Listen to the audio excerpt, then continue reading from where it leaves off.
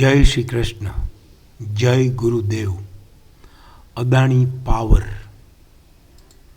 Daily time frame blue falls up move कर 25 August, dominating down move 1 सितंबर, dominating up move 5 सितंबर।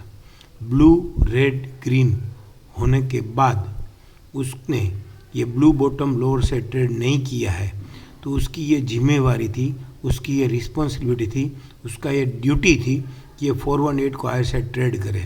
उसके बदले उसने लोअर अबोटेड टॉप यहाँ पे अकर कर दिया।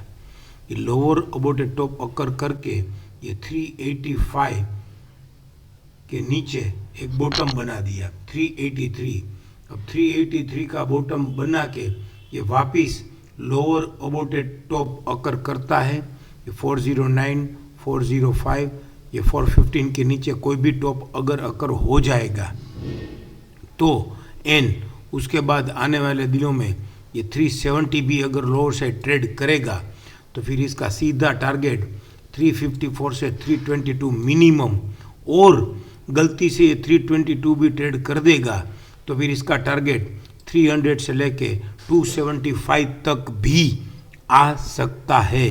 मैंने पहले वीडियो में भी बोला है, फिर भी बोल रहा हूँ, ये सब इफ एंड बट वाली है, इफ एंड बट है, लेकिन जो और तो नहीं है।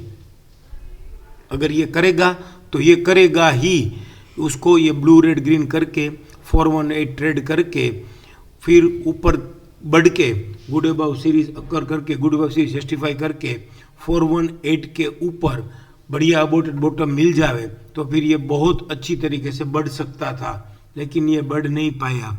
उसको हम मंथली में समझने की कोशिश करें तो मंथली में ये कैचिंग द फॉलिंग नाइफ में मंथ ऑफ अक्टूबर 22 में stop and reverse to sell हो गया है।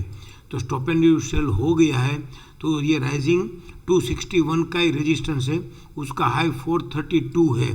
तो 432 हाई होने के बाद ये stop and reverse sell with circle नहीं हुआ है, सिंगल रेजिस्टेंस ही हुआ है और मल्टीपल रेजिस्टेंस भी नहीं हुआ है।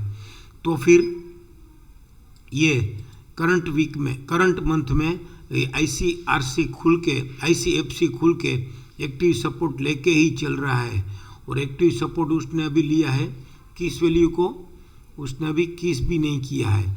तो ये अगर एफसी में री एंटर होता है तो भी इसका टारगेट 350 से लेके 350 तक तो आ ही जाता है।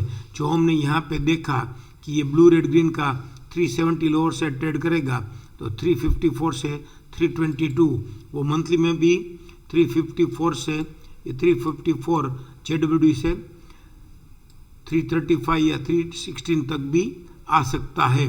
और ये 316 और वो सब तोड़ा तो उसका डब्ल्यूडीपी टारगेट 282 से 252। तो डेली में भी हमको समझ में आ रहा है कि अगर इसने ये 370 भी तोड़ दिया और 322 भी तोड़ दिया तो फिर उसका टारगेट सीधा 299 से 277 है। इस तरीके से ये monthly catching the falling knife and stop and reverse to sell क्या टॉप आउट का बेस्ट सिग्नल है। तो ये मंथली टाइम फ्रेम है तो ये डिस्ट्रीब्यूट हो के आता है और या स्टॉप लॉस भी उसका बहुत दूर होता है, तो उसमें हम शायद अगर मंथली टाइम फ्रेम में ट्रेड करें तो ट्रेड नहीं ले सकते हैं, ट्रेडिंग नहीं कर सकते हैं, लेकिन उसको डेली में समझ के कोई भी ट्रेडिंग थियरी में, ट्रेडिंग सेटअप में डाल देवे तो इसको हम ट्रेड कर सकते हैं। उसका हमारा अभी सर जो हमारे पूज्य गुरुदेव श्रीमान हिमांशु शाह हमको समझाने की कोशिश कर रहे हैं कि इसका एफयूबी सेकंड था और सेकंड एफयूबी का राइजिंग 261, 371 के ऊपर वो चला गया है। ट्रेड हुआ है कि नहीं वो अभी हम डिटेल में नहीं देखते हैं। तो फिर ये सस्टेन तो हो गया है और फिर वहाँ से ये कंप्लीट टर्न अराउंड बाय और नया एफयूबी अकर नहीं हो रहा है। तो नया एफयूबी अकर नहीं हो रहा है तो कंप्लीट टर्न अराउंड बाय में क्या ये नया एफयूएस आ जाएगा कि नहीं आएगा, वो सब देखते। कोई भी, मैं ये फॉर एग्जांपल बोल रहा हूँ, कोई भी ट्रेंड सेटअप ट्रेड करते करते हम ये ट्रेडिंग कर सकते हैं। Thank you.